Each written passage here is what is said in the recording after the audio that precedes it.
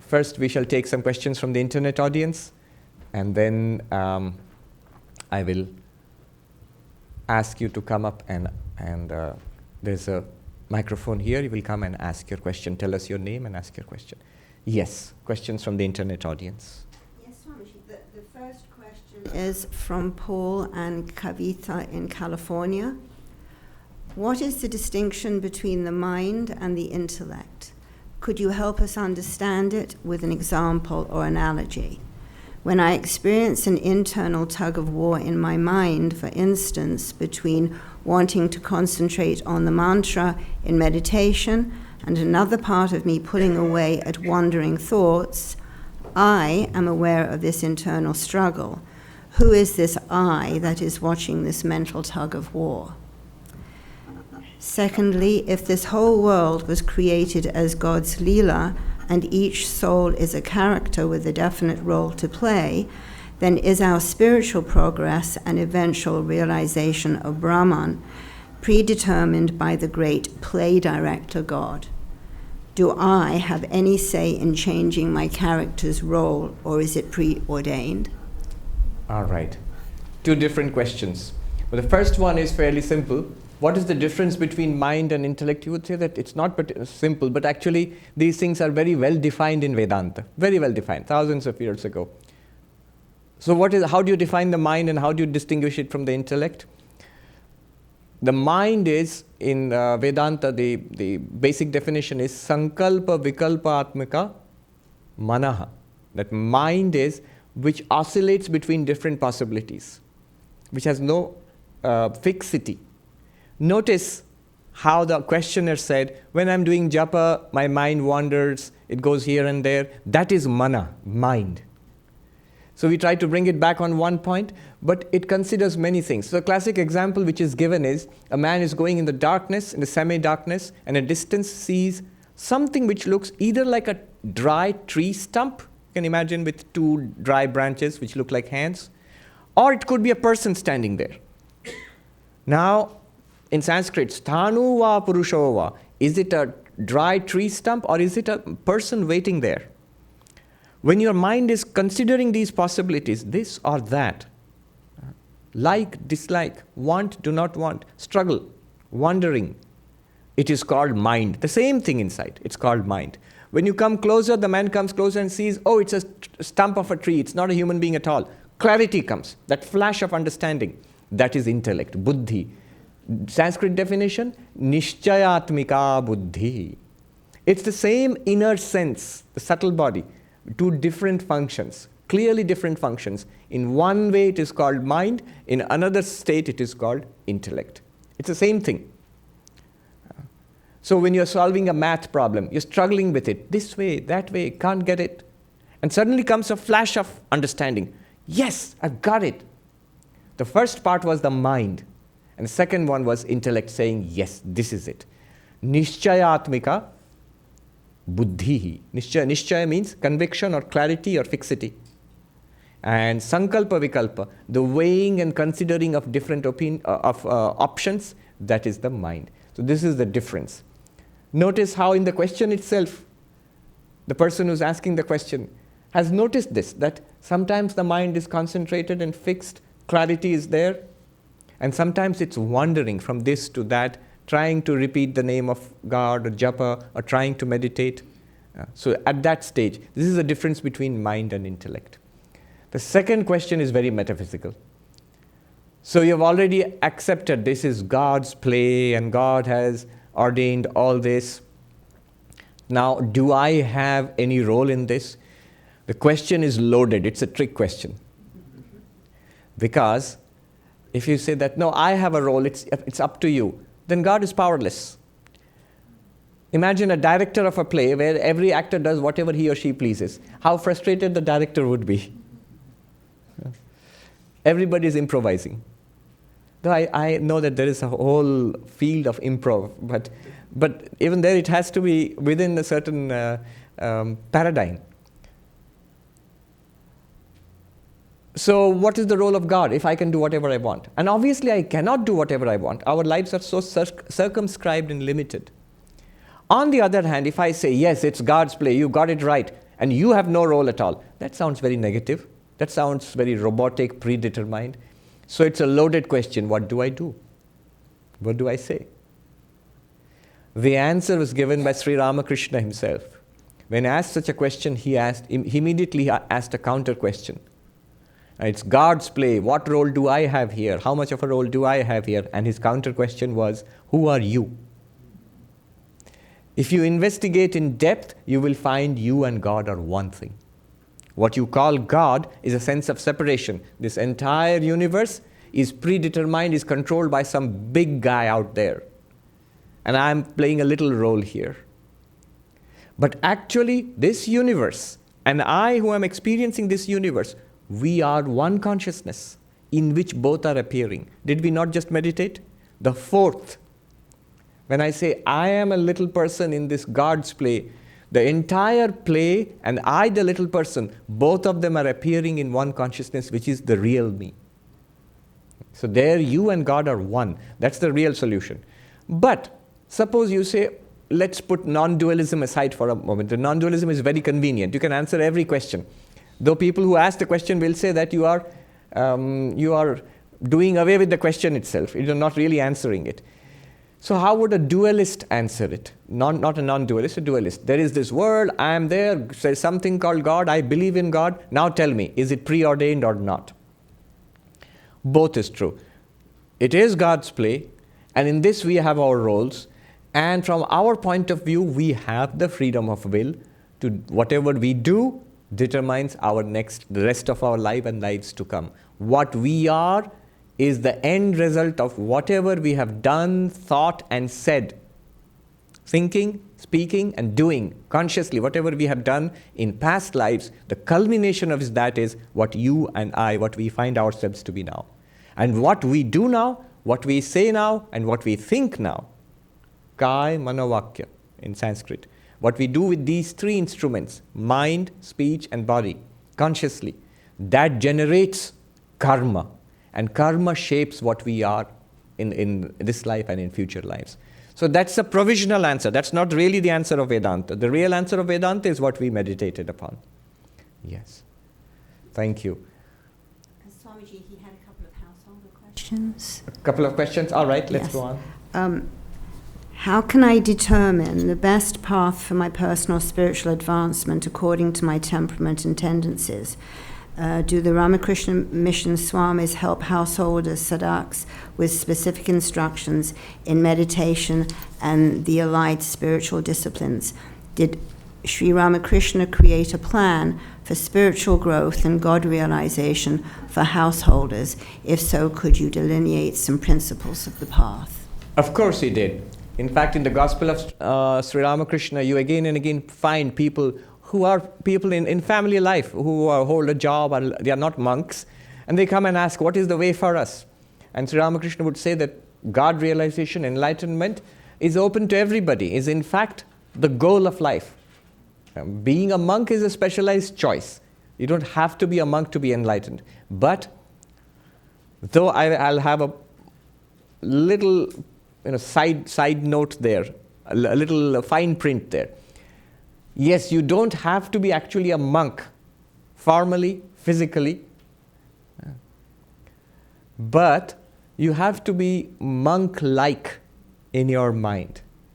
When you move towards enlightenment, one must to some extent rise above the concerns of the world. Just imagine the meditation which we did right now. Whatever we consider our worldly life to be, to do this non-dualistic meditation, you have to step back from the waker, dreamer, and deep sleeper. All what we consider our life to be, family, problems, health, career, all of that is in the waking life. And shadows of that you will find in the dream life. And the merged darkness in the deep sleep. And you have to step back from all of that. So the reality is beyond that. Basically, that is the monastic attitude. One does not have to become a monk, but monk-like internally. That story of the monkey, I've told it sometimes, that there was a monkey who used to come and steal the vegetables in the farmer's in his farm, and the farmer thought he would teach the monkey a lesson. And he put those some vegetables in a jar with a narrow neck. And when the monkey saw this, he crept down from the tree and he put his hand in the neck of the jar and caught hold of whatever, a banana or whatever it was, or some vegetable, and tried to pull it out. Of course, it got stuck. And the farmer came rushing down with a stick to beat the poor monkey. Now, the monkey has a choice. It can let go and run away and save itself. Or it can struggle with that I don't want to be beaten, but I want that banana too. Now it gets caught. And the poor monkey gets a thrashing. How can the poor monkey save itself? The monkey mind has to become a monk mind. Yes. Internally. Externally, you may be the CEO of a company, you may be, and it's possible, actually possible. I met this person in India. He is the CEO of what is called, it's an image company. That means they have photographs and rights to those photographs and they sell it to advertisers. It's the largest image company in Asia. He is the CEO of that. And he invited me for a dialogue and we spoke for 6 hours. We have talks here for 1 hour. People ask that these talks are too long, 1 hour, and people complain. I gave a talk for 3 hours. And then again, afterwards, I joined that CEO for lunch and we spoke for 3 more hours, the total of 6 hours. And in India, we eat our food with the hands, so the food became dry on my hands. He's interested in is philosophy and spirituality. I asked him, aren't you neglecting your office work? Because it was in his corporate office and the door was closed. They were under strict instructions not to disturb him.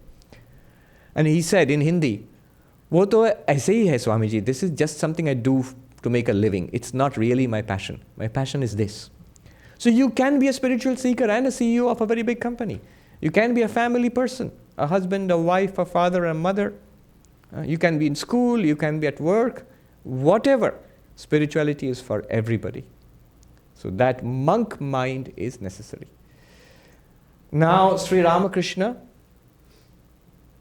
suggested, he gave all of these, the different suggestions. When people would ask, what is the way? Exactly like this, he would give different suggestions. He would say, repeat the name of God. Once in a while, sadhu sangha, company of the holy.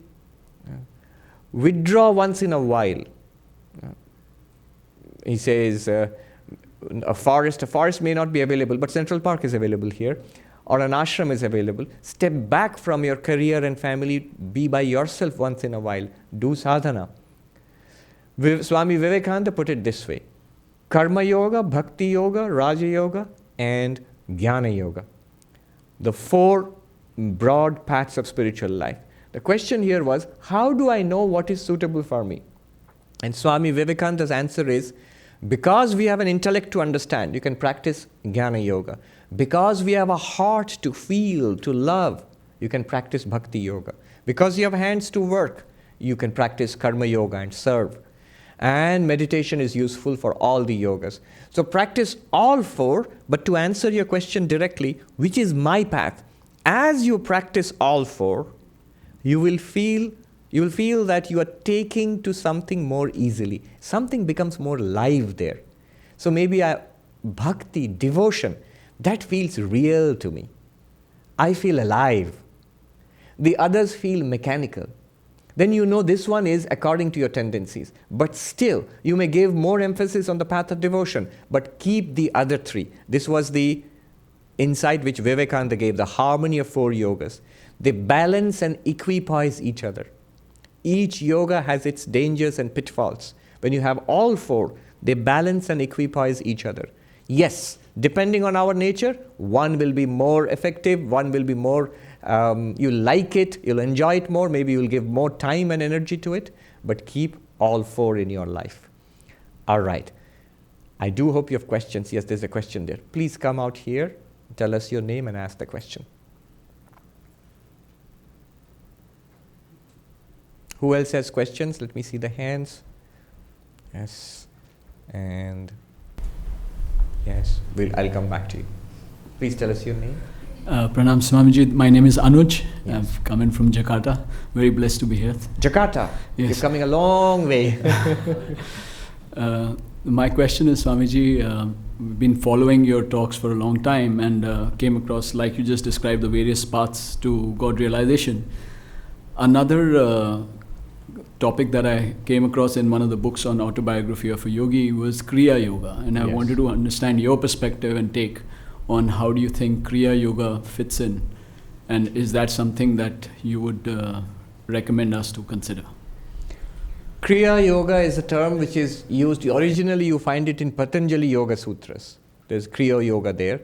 But a variety of that is taught by this Self-Realization Fellowship. So that's a path. And as far as I know, it includes elements of devotion, it includes elements of meditation, of pranayama, of posture and breath. So Raja Yoga elements are there, devotional elements are there, and some amount of philosophical inquiry. Because Paramahamsa Yogananda, that's the path he taught. But he learnt it from his Guru Yukteswar Giri in India, who comes from the lineage. Though Giri is the title, that means he is a part of the 10 orders of non-dualistic monks started by Shankaracharya. But his specific lineage was from the great yogi and tantric practitioner Lahiri Mahasaya, who, by the way, was a householder. Yes, and a fully enlightened person. Now, I do not know the details of that path. And they are a little secretive about it. So they'll have courses and they're supposed to be private. Well, I'll tell you the truth. Actually, I have read that course. I came across a copy which it says it should not be shared, but somebody shared it with me. So I know what is there. But in general, we do not discuss that in public. So you'll have to be initiated into that path. But that's a path. Earlier the question was, what do the gurus in the Ramakrishna order? They also initiate. They will initiate you into a form of deity yoga. That is, Ishta Devata, a chosen deity, and an Ishta mantra. And that practice is basically Vedantic, but it has elements of bhakti, it has elements of meditation, dhyana, elements of tantra also. They're all there in the mantra which is given and the way to meditate. Ultimately, it leads to a non-dualistic realization. So that's, if you take initiation from a guru in the Ramakrishna tradition, that's what you will get. If you take initiation from a guru in the Kriya-Yoga, Self-Realization Fellowship, for example, you will be initiated into Kriya-Yoga. You will notice that I didn't directly answer the question, and I won't. Yes. Thank you. Thank you. Shall we take a question from the internet audience? All right. Yes. Yes.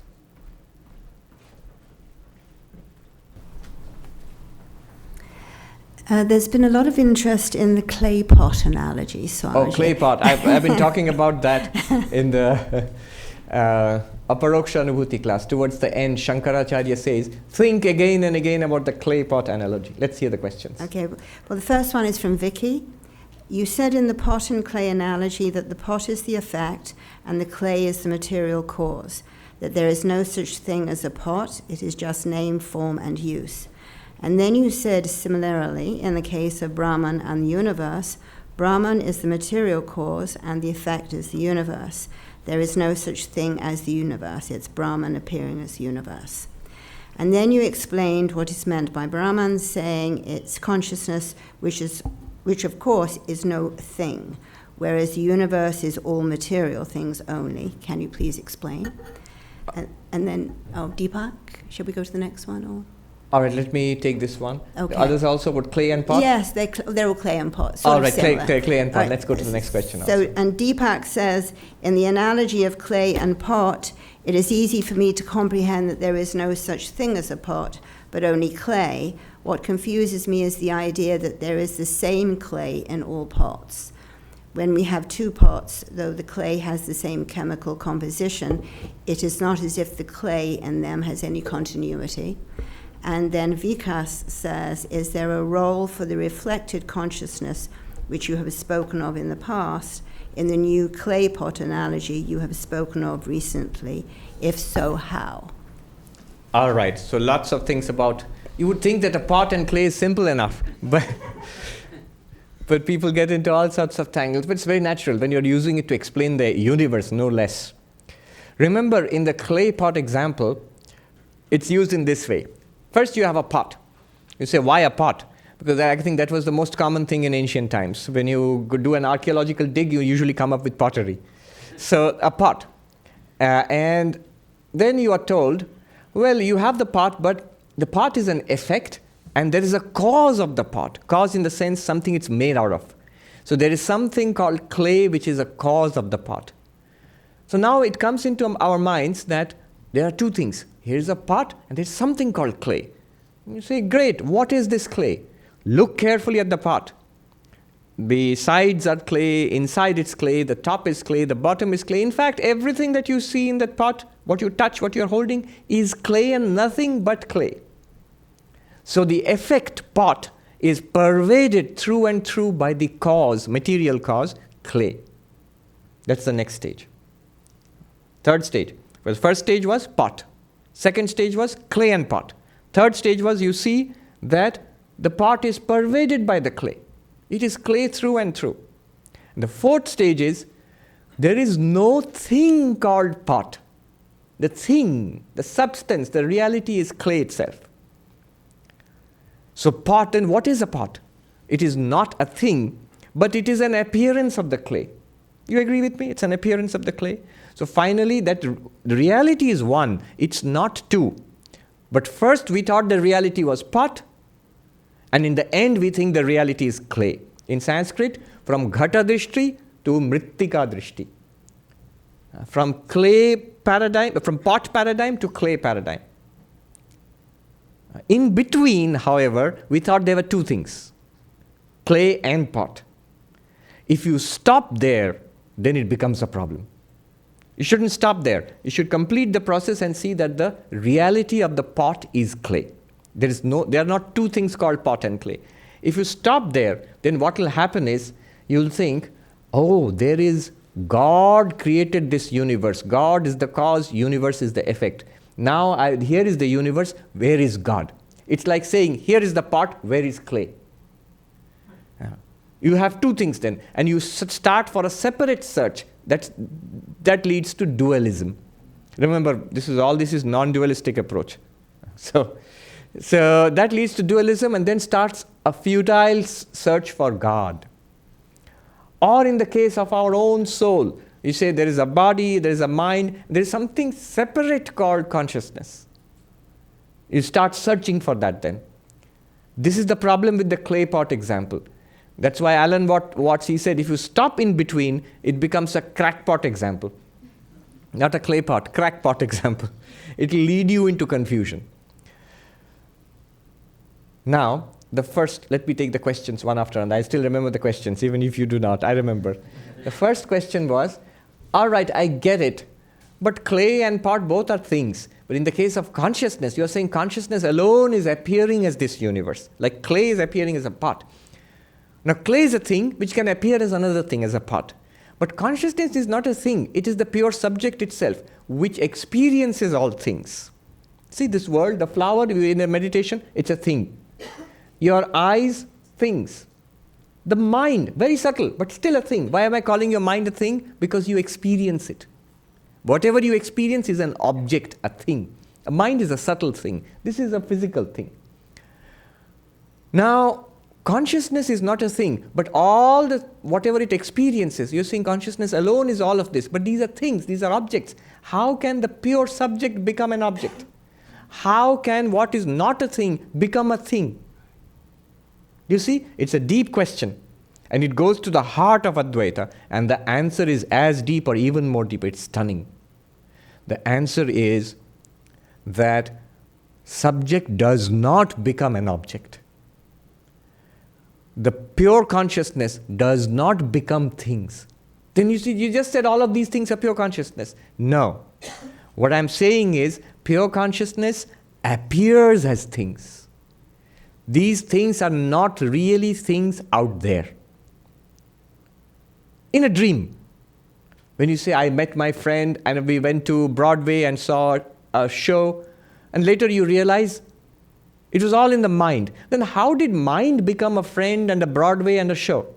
The answer is it did not. It appeared like that. It's like a virtuality created in the mind. In the same way, Advaita says the entire experience of the world, of things, is an appearance in consciousness. Advaita, the consciousness does not really become out there a thing. It does not become space. It does not become matter. Does not become time. Does not become energy. It appears as space, time, matter, energy. It still is consciousness. Now, how does it do this trick? That is, the answer for that in one word is Maya. Maya is that which makes the subject, consciousness, you, appear as an object. Which makes the unchanging, immortal Sat, pure existence, appear as things which are born and dying. The unchanging appears as the changing. Consciousness, Chit, appears as the object, Jada in Sanskrit. The sentient appears as non-sentient in the not nonsense, non-sentient in your experience. Bliss, Ananda, because of Maya, appears as dukkha, suffering. It's a trick played by Maya. You alone are appearing as the changing world. You, the unchanging, you experience yourself as a changing world. You, the pure subject, consciousness, you experience yourself as the object. You, who are bliss yourself, Ananda yourself, you experience yourself as a person trapped in a world of dukkha. The Buddha said, Sarvam dukkham. Here in this world, definitely true. Everything is dukkha, suffering. It is like the clay appearing as the pot. To answer your question directly, these are things. How can consciousness, which is not a thing, become a thing? Answer is, it does not become a thing. It is an appearance of a thing in what is still the pure subject as pure consciousness. That's why this entire world is nothing but you. It's your appearance.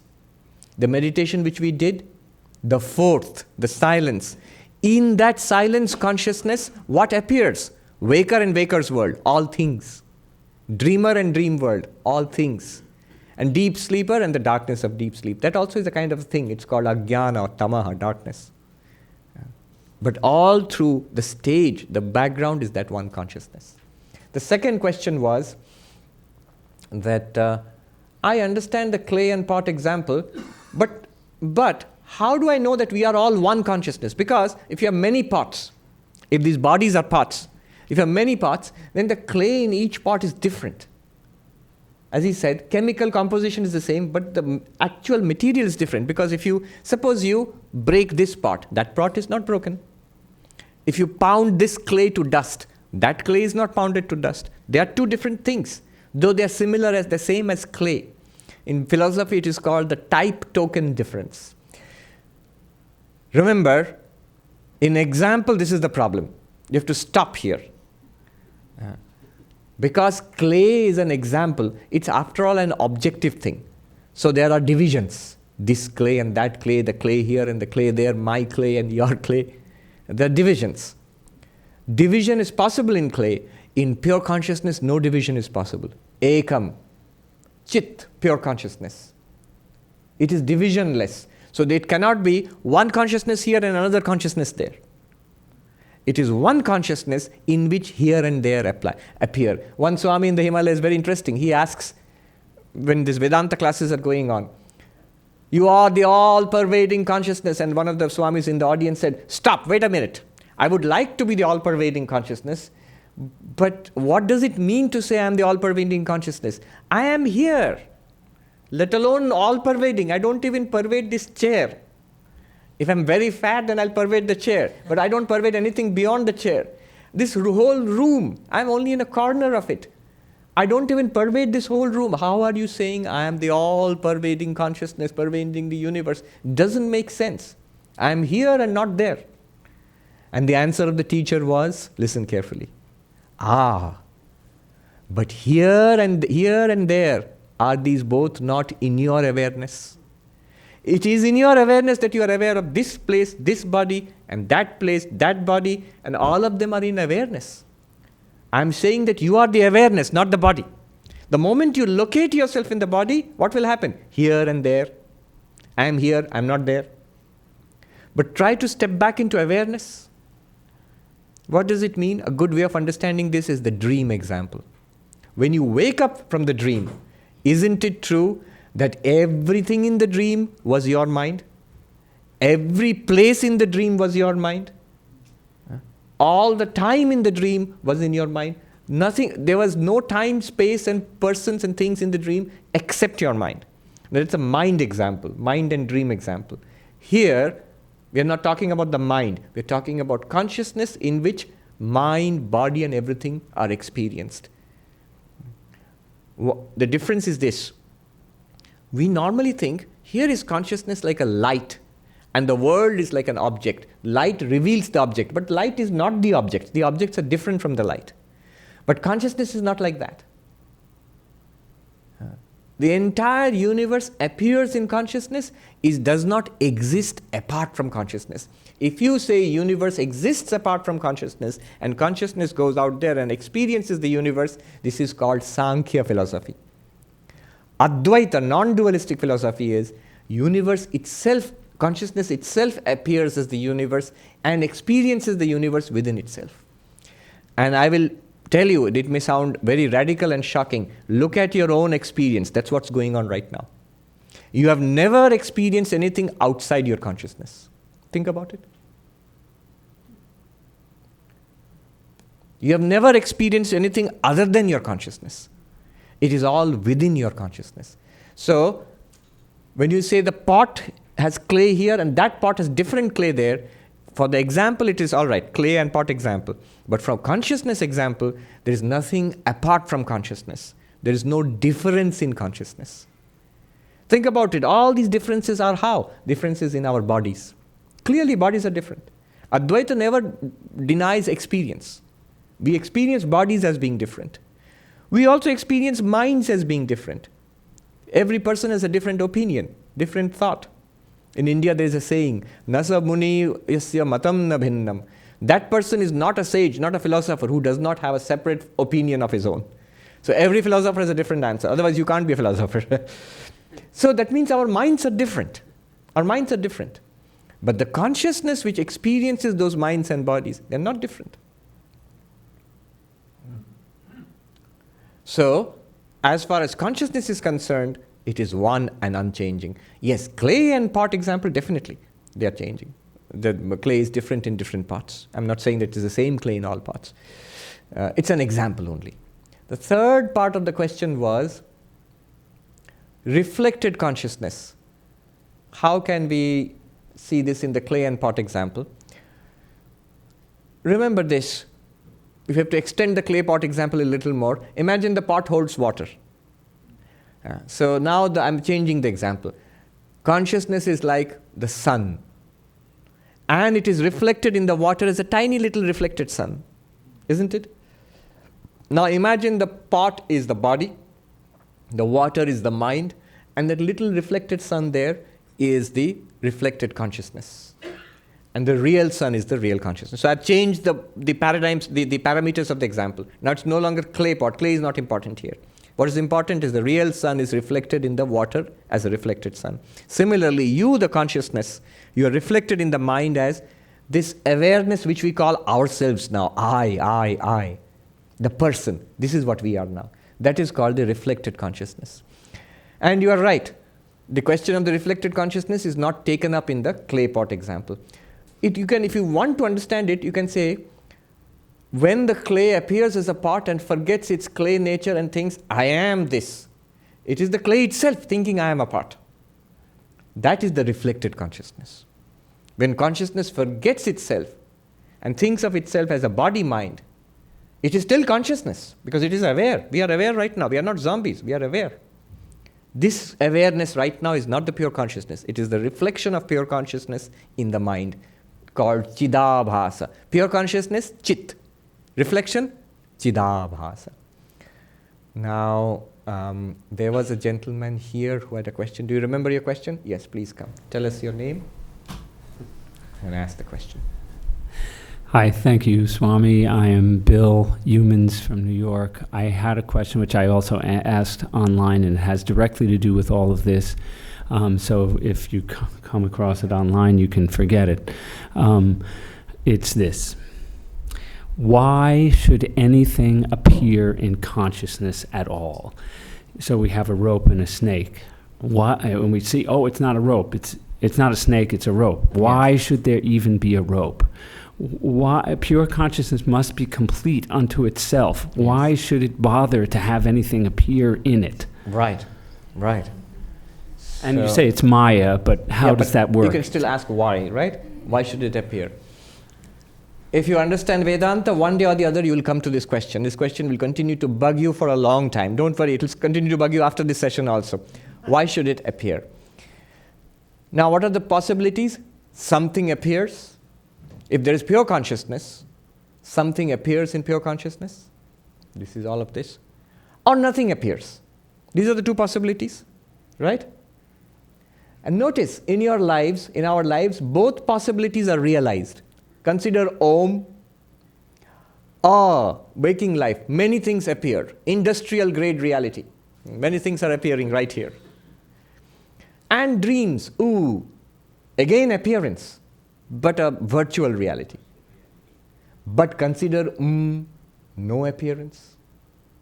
So both appearance and non-appearance, these are the two possibilities, and both are realized in pure consciousness.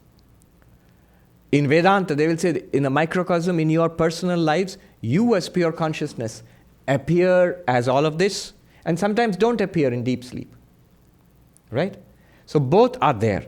That's what I want to say. Appearance and non-appearance are both experienced by pure consciousness. Right. Now your question becomes, you see, at first the question sounds very reasonable. Why should anything appear? If pure consciousness is the only reality, why should anything appear? Now I'm saying things appear and things do not appear. Both are there. If you ask now, why should things appear and not appear? That doesn't seem to be a fair question, because both possibilities are there, appearance and non-appearance.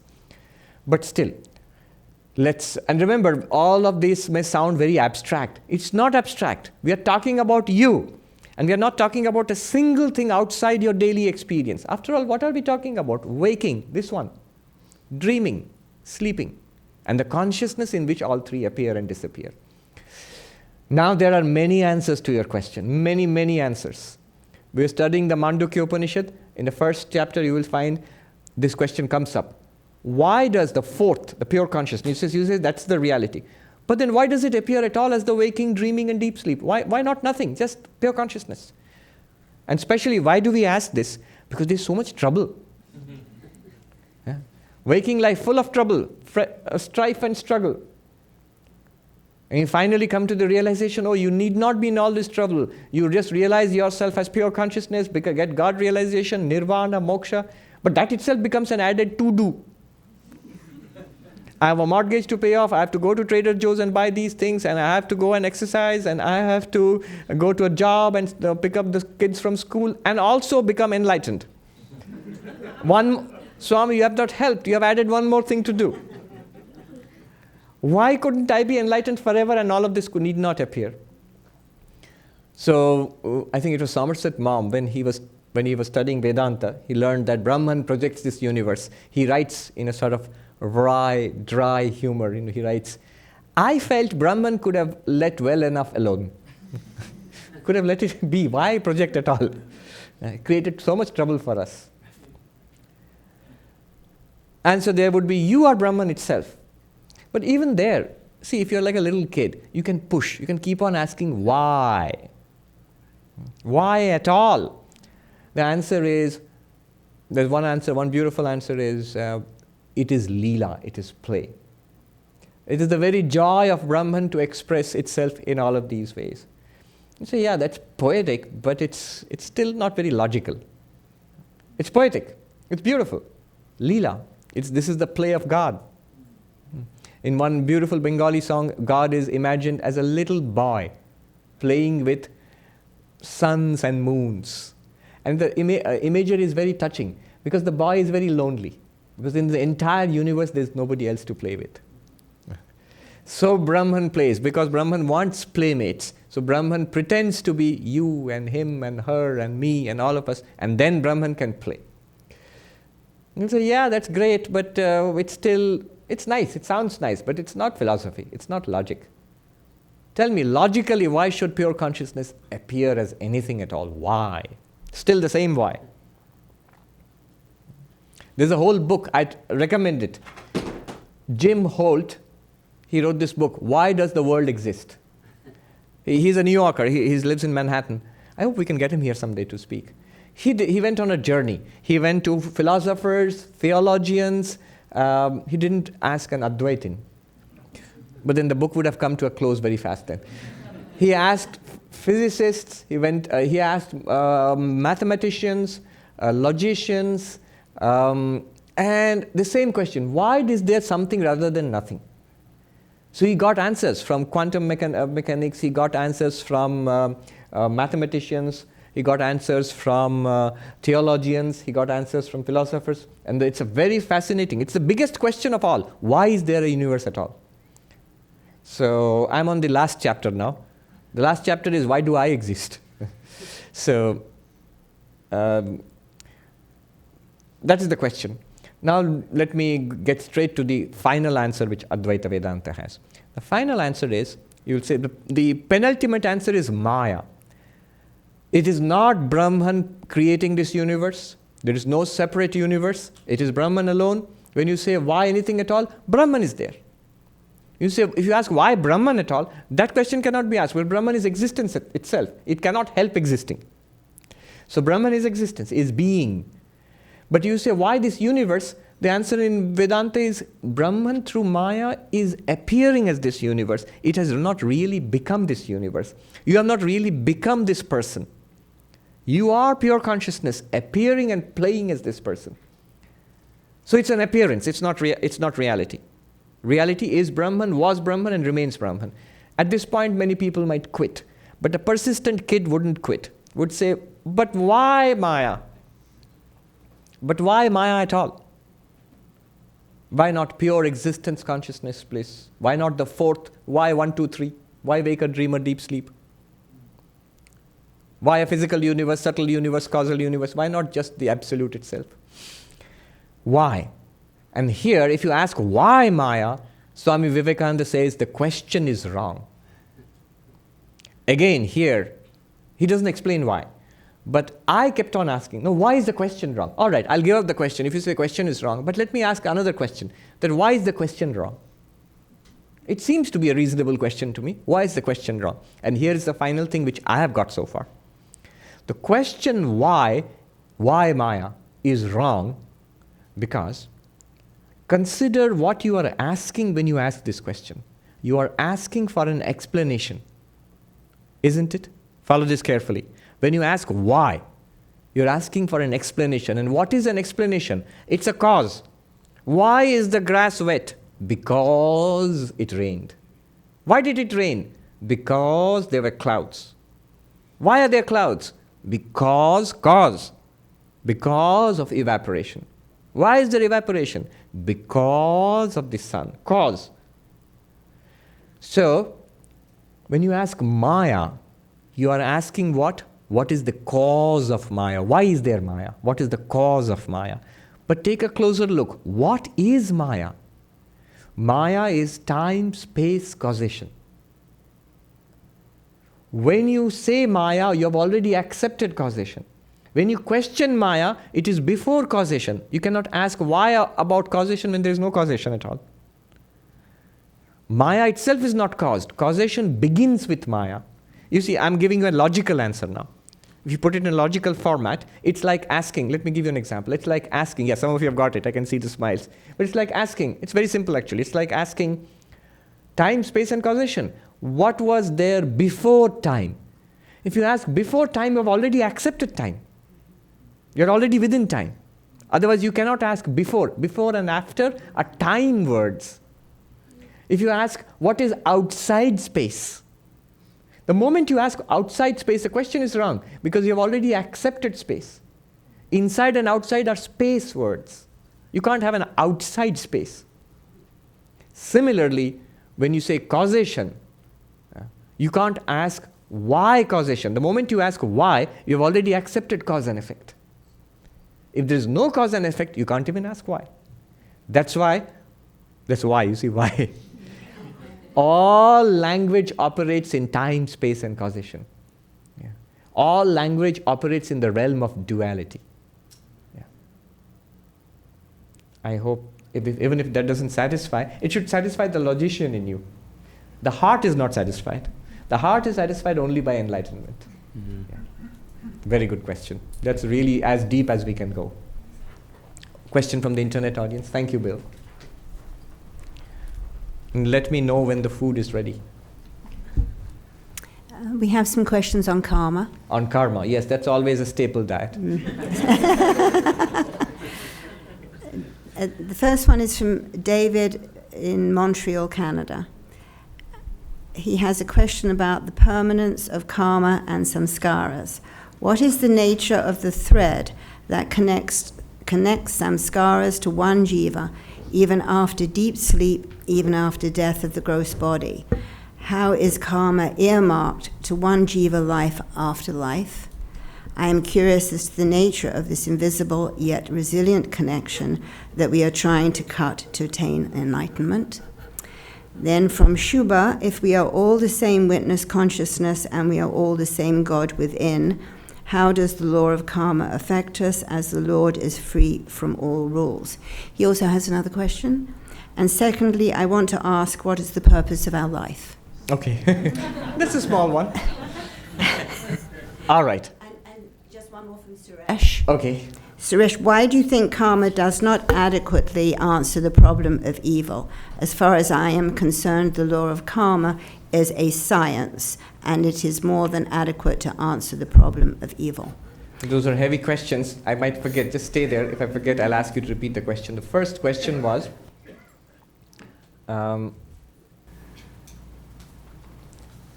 first one was about the permanence of karma and samskaras. how does what is karma the nature work? of the thread? Yeah. What's the nature of the thread? What connects us? He says, when we fall asleep, deep sleep, and we wake up, we have the same karma. When we die and go on to other lives, same karma. I might even include one more thing. You know, Hinduism believes in a cyclical universe. Universe is created or projected, srishti, and then it exists and evolves over a period of billions of years. By the way, evolution. Somebody asked a question. I don't know if it's included this time. It's included. We'll come to that anyway.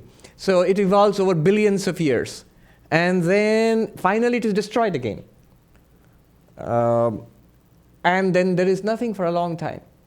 So if that happens, then where does karma go? If everything in the universe, stars, planets, everything is destroyed, even minds and all of destroyed. So you have to understand what is the meaning of creation, existence, and destruction in Vedanta. Creation, existence, and destruction in Vedanta is nothing but this. Get this. It is the unmanifest becoming manifest, that is called creation and existence. The manifest going back to an unmanifest state, it is called destruction. So for example, you shape, back to the clay and pot, you shape clay into a pot. You say pot has been created. It's not really creation ab initio. It is just the potential pot was already there in the clay. You gave it form. And when you smash the pot and you have fragments left, it has gone back to its clay nature. It was clay earlier, it is clay now, it remains as clay. But a form came, appeared to us, and we used it in particular ways to put water there and store it there. And then the form disappeared. That appearance of the form is called creation, srishti.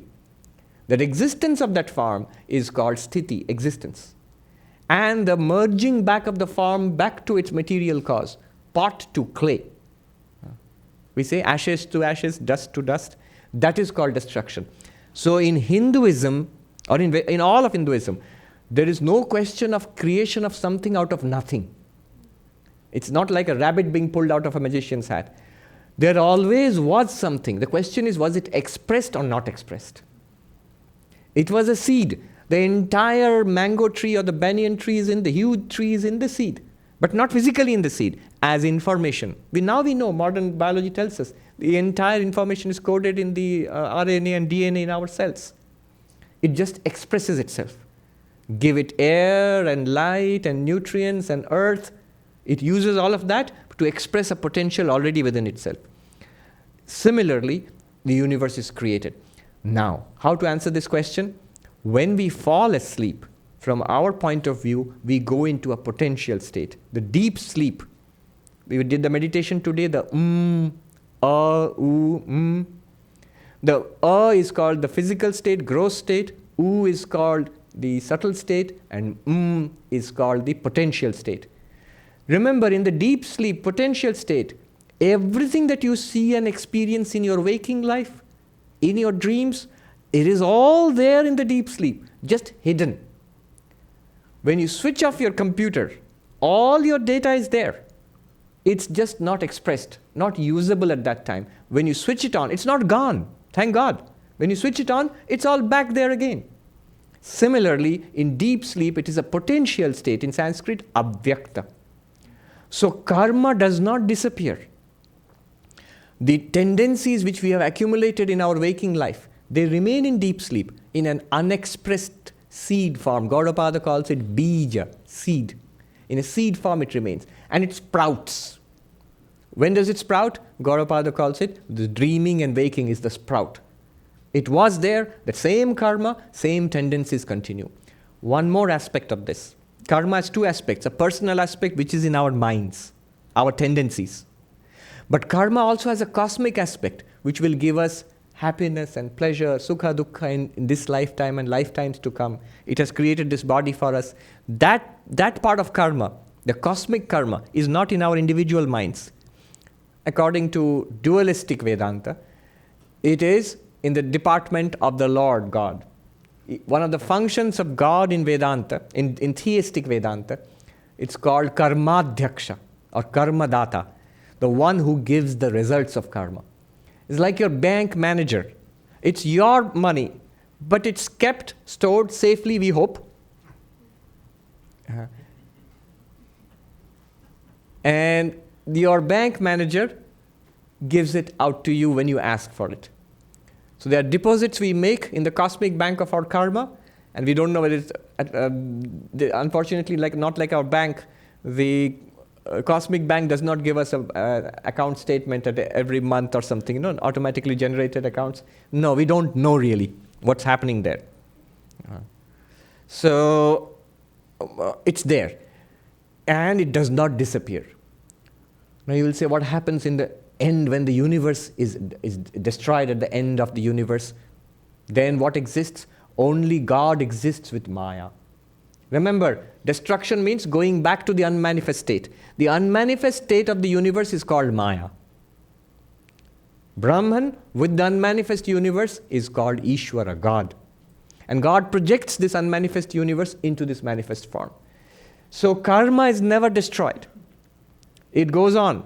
Even when the universe is destroyed, if I have karma remaining, I will remain merged in Maya, no individual distinction. But when the Lord creates this universe again, He throws us out, manifests us to play and work out our karma again. And this goes on until you get liberation, until you get freedom from this. One Swami put it nicely, that it's a cosmic hide-and-seek game. What do you mean? Right now, when the universe exists, we are all playing, we are searching for God, and God has hidden Himself, herself, itself, whatever you call it. Because in Hinduism, all three are possible. So, God is hidden. The ultimate reality is hidden. And we are playing now, seeking. And when the universe is destroyed at the end, cosmic dissolution, there's no real end because it's all cyclical, it will come back again. In cosmic dissolution, we are all absorbed back into Maya. God alone exists. So God is there, but we have disappeared. We are hidden. So God searched, where did those fellows go? And then He finds us and throws us out, creates the universe again, and hides. And so this is cosmic drama of hide and seek which is going on. Karma is never destroyed. There is a saying, Na bhuktam kshiyate karma janma shatakoti bhirapi. Even in millions of births, karma will not be destroyed unless it gives its results. You will experience the results of your karma. There's only one way out. That is spiritual liberation. So that is the idea of moksha or nirvana in Hinduism, Buddhism, and Jainism. Yes. So that's the first question on karma. The second question was, remind me again? If we are all the same witness consciousness and we are all the same God within, how does the law of karma affect us as the Lord is free from all rules? Answer is a very encouraging answer. It doesn't affect you.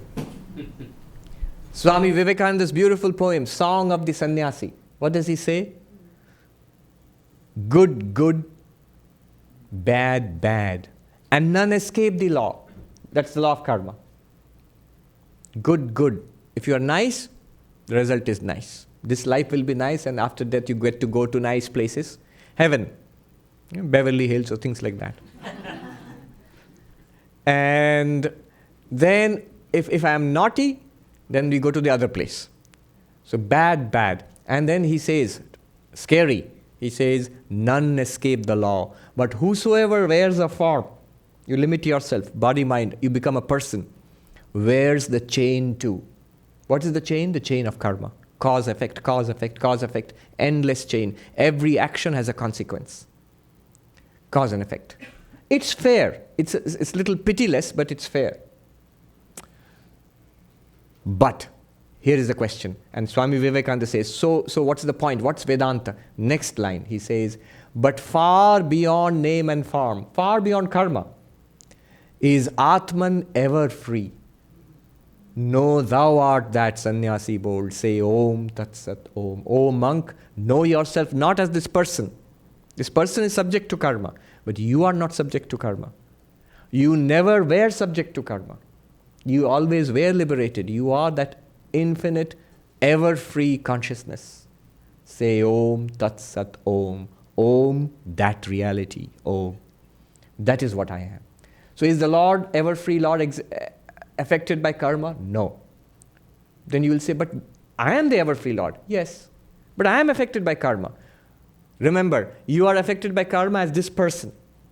The whole tangle comes when we mix up the absolute with the relative. As this person, certainly.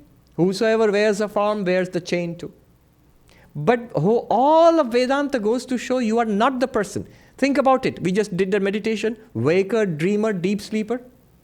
Waker is trapped by karma. Even the dreamer is trapped by a kind of karma. Because whatever things you take in the waking stage, that itself is played out as a dream, like a virtual reality. And deep sleeper doesn't seem to be affected by karma, but remember, it's all there. It'll come up as waking and dreaming. The seed is there. It'll come up as those. But the turiya, the fourth, which plays as these three, that is not affected by karma. You are not affected by karma. Karma is the script which you write to script a theater, to create your own Broadway and enjoy it. But the director is not affected by the script.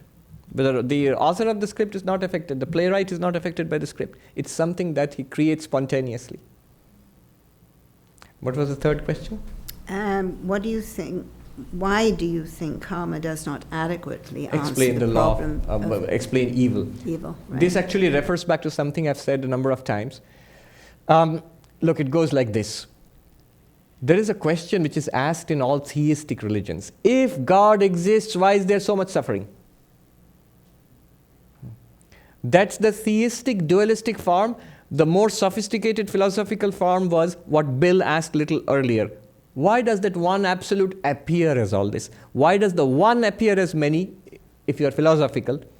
Or if you could just a person suffering in life, you put the same question, not in such a sophisticated philosophical way. You say that if all this is true, God exists, Vedanta is true, or all of this religion is true, then why is there so much suffering? If you investigate a little more the structure of the question, it seems to be God, if God exists, what kind of God? A personal God, a creator God, an all-powerful God, and an all-loving and good God. What do we think of God as? We think in all the theistic religions, in Christianity, Judaism, in Vaishnavism, in Hinduism, in Shaktaism, in Shaivism, in Islam, in all of the religions or varieties of approaches within Hinduism which believe in personal God. God is always seen as omnipotent, all-powerful, but also good and loving. Now here is the contradiction. If God is all-powerful, God can do everything, can remove our suffering. And if God is loving, God would not want us to suffer. Then how is there suffering possible? You see, if God were not loving, God is a dictator. All-powerful, but not loving. Then we can explain suffering. Why is there suffering? Because the big guy wants it. Why does the big guy want it like that? Is he bad? Yeah, he's bad. And that was the conception of God in some primitive societies earlier, before we went on to more advanced conception of God. So, Robert Wright, who wrote a book called The Evolution of God. It's not that God has evolved, it's that our idea of God has evolved. Swami Vivekananda says, God does not evolve, but our conception of God evolves. So our primitive conception of God was power, all powerful. Next conception of God was justice, powerful but just. You can see how the law of karma comes in there, justice. Then even more advanced, not only just, but loving and forgiving. So God becomes a little more cuddly. He's a nasty, tough guy to begin with, and becomes nice and cuddly, grandfatherly towards the end. But if the problem arises at that point, if God is powerful and loving and nice, then why is there so much trouble? If on the other hand you say God is loving and nice but not powerful, can't prevent this suffering, unfortunately, then you say not much of a God. Fired, laid off, underperforming. The next performance review says you're laid off. You couldn't prevent suffering. All powerful, all loving leads to the problem of evil. What is the problem of evil? Every religion has to explain. If you have such a nice idea of God, if such a God exists, why is there evil in the world? And many answers are there. Many, many answers. You might not think that there are many answers. There's a whole branch of theology called theodicy. What is theodicy? That branch of theology which tries to justify the ways of God to man. Now, God needs lawyers. God needs lawyers to defend him to us. When we charge him with this and that, God needs a lawyer. So, what are the answers? I will not bore you with the answers. Let suffice it to say, if you knew the answers, you would be underwhelmed. You would not be convinced. There is a professor called Professor Herman, Arthur Herman of the University of Hawaii, Department of Philosophy there. He wrote a book, The Problem of Evil in Indian Philosophy. But he didn't limit himself to Indian philosophy. He got these answers. Why is there evil? Why is there suffering in the world if God exists? What could be the answer? He got not one or two or three, but 23 answers. From the different philosophies of the world, different religions of the world, even from literature, he got 23 answers. Now the point is, the last answer he takes up is the law of karma. Why is there suffering? Because of causality, cause and effect. We have done certain things, the results of which we are getting good and bad. We are doing certain things, the results of which we will get. Why? Because it's cause and effect. The world functions on causality. So he says the law of karma is the best answer to this question. Why is there evil and suffering in the world? Look, it protects God. God is omniscient. God is all-powerful. God is all-loving.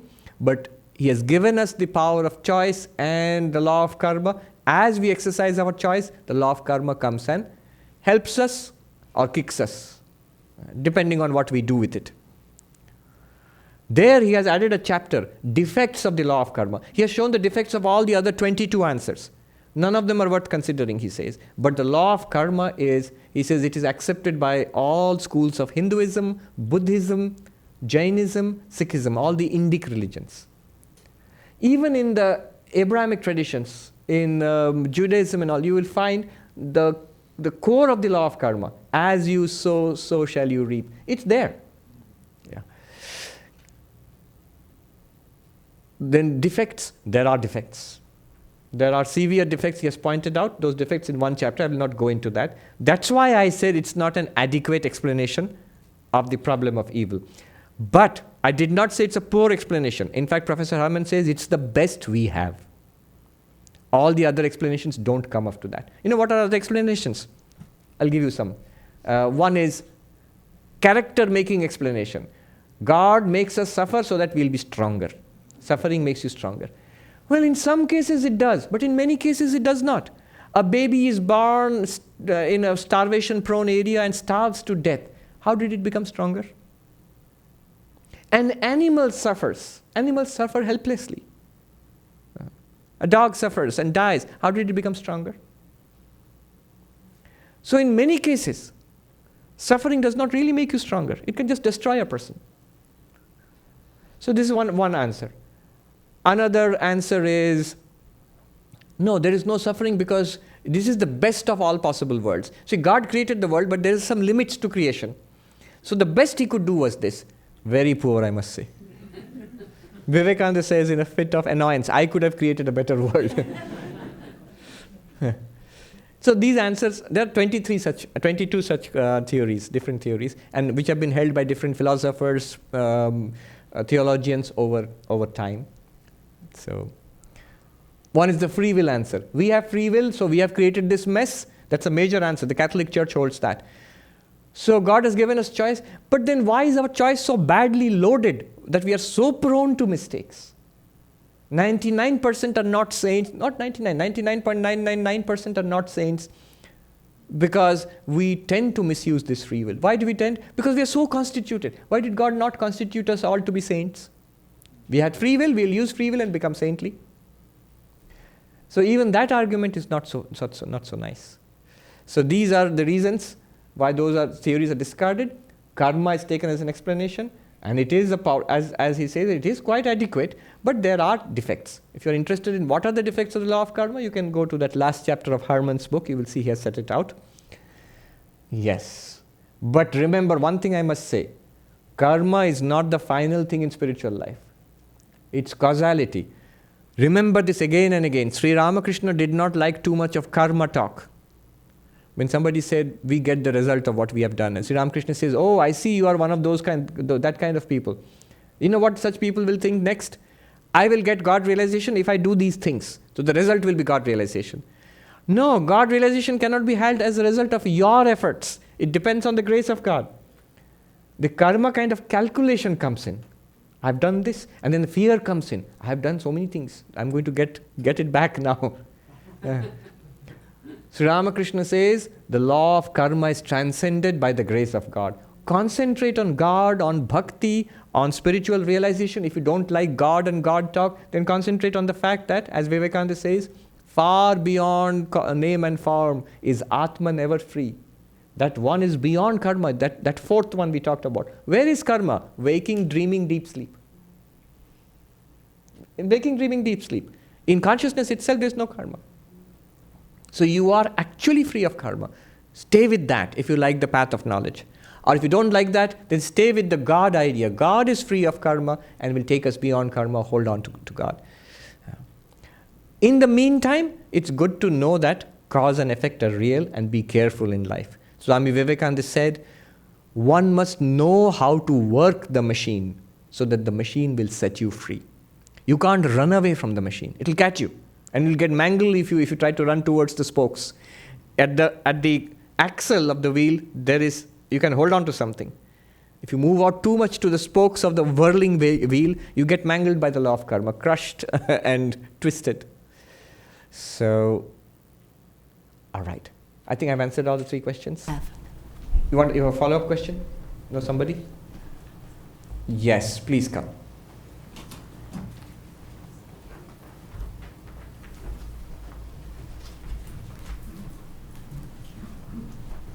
My name is Sam. Please tell us your name. Sam. All of that is really great and everything. You just said karma was fair. Fair. Yeah. I don't think karma is fair because how did my karma start? That's my one, after 45 years of seeking, that's my one question. Right. Why do I suffer? How did it start, my ego and my karma?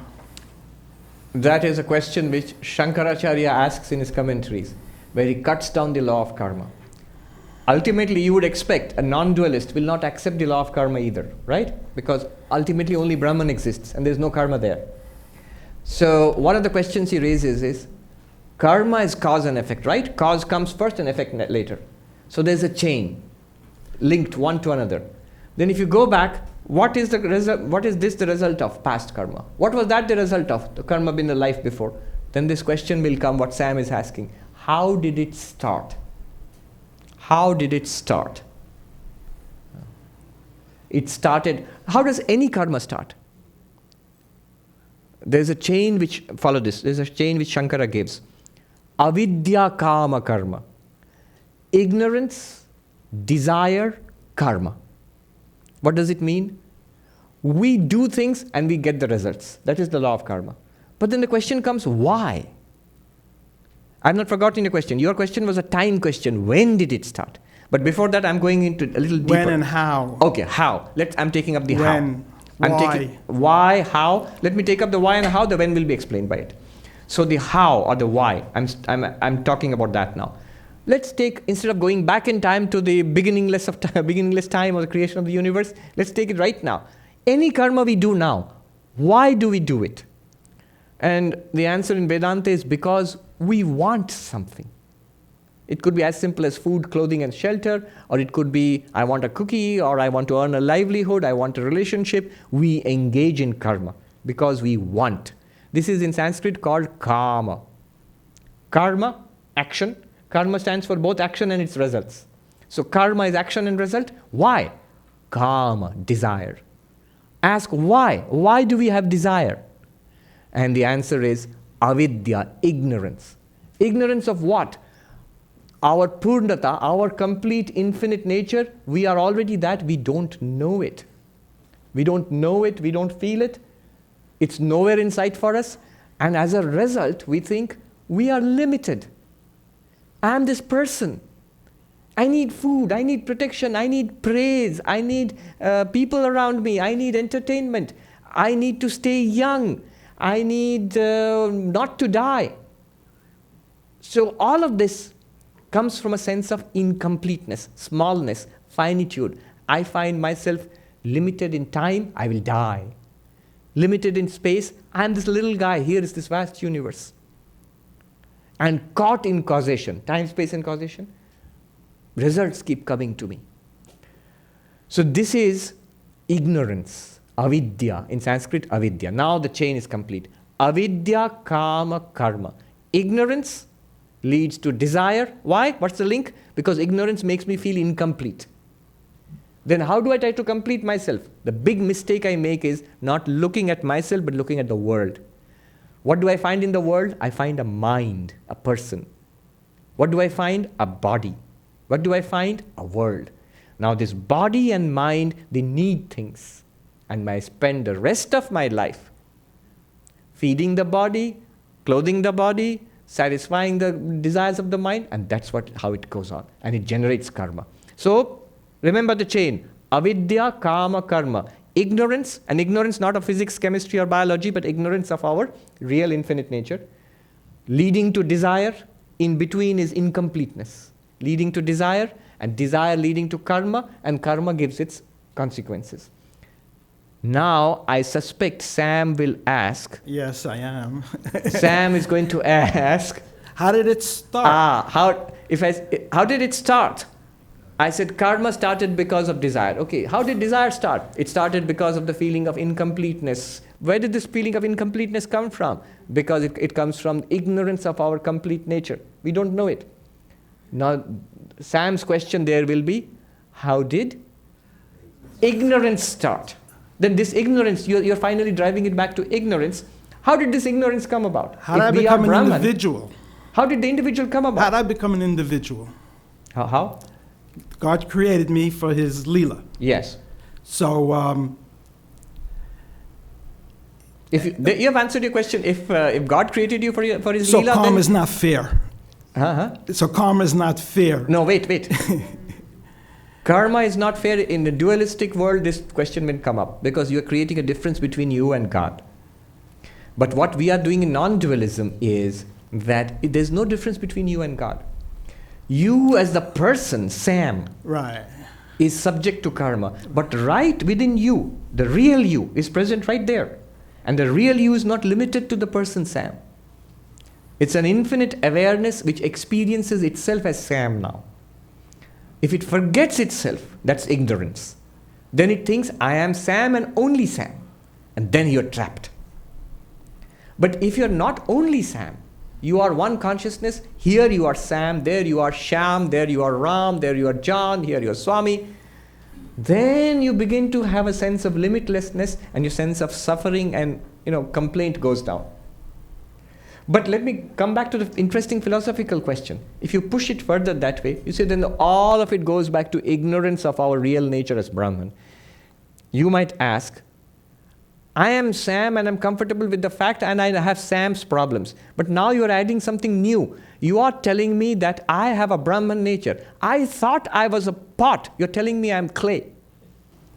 I have a Brahman nature. Now I have an additional question. I have Sam's problems plus one more problem you've added. How do I not know that I am Brahman, that I am the Absolute, that I am the ever trouble-free, karma-free consciousness? How do I not know that? The answer to that is avidya or ignorance. And then Sam can come back with the first question. Okay, the same question stands. How did this avidya come? If I am the Absolute, how come I have ignorance? Right? So how did ignorance begin? Ignorance leads to desire, desire leads to karma. You know the chain? Avidya, kama, karma. Now the question is, how did ignorance begin? And here the answer will annoy you. The answer is, it is beginningless. There is no beginning to ignorance. When I've heard this, I know what is going in your minds, and I had the same question. That's a cop-out. What you call in New York, a cop-out? You're not answering the question. How did ignorance begin? Answer is, it's beginningless. It did not begin. It has no beginning in time. Can you explain that? How is that possible? Actually, it's pretty simple. Any ignorance is beginningless. The Professor J.N. Mahanti is a philosopher. He told me this. A very simple answer. Any ignorance is beginningless. Suppose I ask Sam, do you know Hindi? No. So, no. I'm ignorant of Hindi, Swami. Now if I ask you, since when are you ignorant of Hindi? Since I was born. So before you were born, you knew Hindi? Maybe in a past life. But you have no knowledge of that. No. So you were in ignorance about your knowledge or ignorance. So ignorance was there before your birth also. Right. Right? Any kind of ignorance is beginningless. If I say I don't know Spanish, I have an ignorance about Spanish. When did this ignorance start? Beginningless. But the point is, ignorance can come to an end. The moment I start taking Spanish lessons or Sam takes Hindi lessons, the ignorance about Hindi begins to disappear. But ignorance is beginningless. So your question disappears into that beginningless ignorance. But the point is, you can do something about it. You can remove that ignorance through knowledge. And Vedanta provides, or why only Vedanta? Any kind of spiritual approach provides that knowledge to break through that ignorance. The monks in the Himalayas, when you question too deeply about this, like Sam, how did this ignorance come about? How did Maya come about? Their answer is, don't try to establish ignorance, try to remove ignorance. Their answer in Hindi is, Agyan ko siddh mat kijiye, agyan ko kaatiye. Try to cut down ignorance with knowledge. Don't try to look for the roots of ignorance. You'll never find it. In fact, it's because the whole thing is an appearance, you will find these fault lines everywhere. If you probe too deeply, you'll end up with paradoxes. Even science is ending up with paradoxes today. When you probe really deeply, you don't get a neat picture tied up. The great logician, Kurt Gödel, the most brilliant mathematician, logician of his time, who was right here in Princeton, in fact. He's credited with that incompleteness theorem. So I don't understand it at all. It's terribly complicated mathematics. But basically, I gather the point of that whole thing is that if you have a consistent logical system, it will be incomplete at some point. And if you have a complete system, it will be inconsistent at some point. What do I mean by complete system? A dualistic devotional approach. If you ask such questions, why did this happen? Why did God create me? Where did karma start? The answer always will be, it's God's wish. It's the play of God. Now if you admit that, then it's consistent. God is there, whatever God does, fine. But it's not rational. It's not complete there. There's a gap left there. If you take Advaita, there is or Advaita, you can put it this way. Advaita is consistent, is logical and rational, but it seems to be incomplete at one point. There's an openness where Maya comes in. Yeah. And Dvaita is complete in one sense. That, yes, if you admit God and God does anything, so anything can be explained by the wish of God. It's complete, but it is inconsistent. Yeah, that's the better way to put it. That it's not very rational. At that point, you're giving up rationality. You're just saying, yes, you have to believe this. So we had to appeal to Kurt Gödel to answer Sam's question. How are we doing with the food situation? Okay, we are good. Did you want to ask something else? Or you're good for the time being? You can come back in fall with your question. Yeah, okay, I will. Oh, that reminds me. The internet audience, we have a question. We have got one more question. Okay, let's have that question. For the internet audience, hold your questions until September, because the center is going to be closed. There'll be no more Ask Swami sessions in July and August, and we'll start again in September. The last question from the internet audience. Yes, this is from Karan. He's 28 years old and an architect by profession and a student of philosophy by choice. The Gita says not to think of the results. Vivekananda also says, fix your goal, find the path, and enjoy the process. But at the same time, today, certain principles, such as visualization techniques, encourage us to achieve our goals. Many decorated athletes, for example, have used this principle of visualization to achieve success. Is there any meeting point between Gita's philosophy and such psychological principles of visualization? And if so, can I focus on my desired goal during meditation so as to strengthen my desire, or should I focus on shunyata itself while meditating? Okay, just hold it there. The question, as I understand, is, in Karma Yoga, you're telling us that you should not be motivated by desire and perform the actions as worship of God and enjoy the process. And yet we have all these techniques, visualization techniques. I think they're like you want to become rich, so you visualize yourself as a millionaire or something, and then you set to work. Or more seriously, athletes in sports psychology, they talk about the power of visualization. Your entire performance, like a race or like a swimming or playing a game of tennis or something, or you're a dancer, if you sit and meditate calmly and intensely visualize every movement, every step of the way, and then you actually do it, you will see how powerful it is. So are the two contradictory? I want something, I'm visualizing myself getting it. Does it contradict? I don't want anything, I'll do it without a motive. Remember, you are making a confusion here between what is the ultimate purpose of Karma Yoga. The ultimate purpose of Karma Yoga is enlightenment, God realization. That is an end to all worldly desiring. So there you cannot confuse it with worldly desires. But you can use visualization. So you're doing Karma Yoga. Suppose you're going to go out there and talk with a difficult person and deal with this person and solve the problems. Before you go into that, if you sit and role play it in your mind, if you visualize it, it'll be better, definitely. You can combine those visualization techniques with Karma Yoga.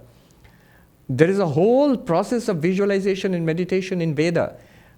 It is said, any work that you do just mechanically gives you lesser results. Any work that you do with visualization, vidyaya karoti, shraddhaya, that means using, vidya here is a kind of Vedic meditation. It's basically an ancient kind of visualization. If you do it with visualization, do it with with awareness, mindfulness, that work becomes many times more powerful. So visualization is definitely a powerful technique, and you should use it in every aspect of your life. If you have worldly desires, and many have, what's the problem? Then use visualization, it will help you to perform better. If you want to transcend worldly desires, then use visualization to do your Karma Yoga or your meditation, whatever you do. In meditation, what are we doing except visualization? But that's visualization without worldly desiring. Visualization plus worldly desire will give you worldly results. Visualization without worldly desires, then there is a desire. Don't think there is no desire. There is a desire for God. Somebody said, desire for God is there, then you have not given up all desires.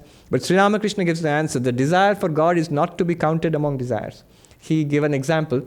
You take too many sweets, mishti in Bengali. Take too many sweets, it leads to acid reflux, acidity. And then michri, what is it? Sugar candy. He says if you take sugar candy, that acts as an antacid. That's also sweet. So that should not be counted as a sweet because it has an opposite effect. It's a soothing effect. It removes your acidity. Similarly, worldly desires create the acidity of suffering. The desire for God acts as an antacid. It removes that suffering created by worldliness. So it should not be counted as a desire. Karma yoga is performed for enlightenment. Right. Yes. The food is really waiting for us now. I think we'll deal with that question for the time being. There'll be a couple of announcements. Let me do the chant first, and then a couple of announcements, and then we will all go down for food. Om Shanti Shanti Shanti Hari Om Tat Sat Shree Ramakrishna Arpanamastu. I pray to the Lord, may the blessings of the Lord be upon all of us. May the warm sunny days of summer be filled with joy and bliss and peace of mind. Until we meet again. What would they say in German? Auf Wiedersehen? Yes, till we meet again in September. May you have a wonderful summer.